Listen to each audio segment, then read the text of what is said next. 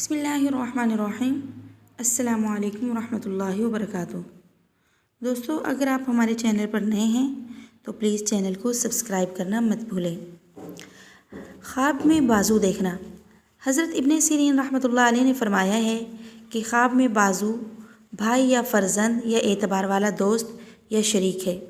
अगर ख्वाब में देखे कि बाजू कवी है तो दलील है कि इसको उनसे क़ुव्वत और फ़ायदा पहुँचेगा, और अगर उसके ख़िलाफ़ है तो उसको उनसे किसी तरह का फ़ायदा ना होगा।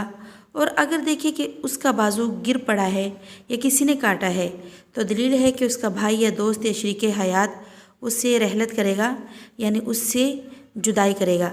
हज़रत जाफ़र सादिक रज़ी अल्लाह ताला अन्हु ने फरमाया है कि ख्वाब में बाजू को देखना 6 वजहों पर है। अव्वल बरादर, दोम फ़र्जंद, सोम शरीक, चहारम दोस्त, पंजुम चचाजाद भाई, शशुम हमसाया।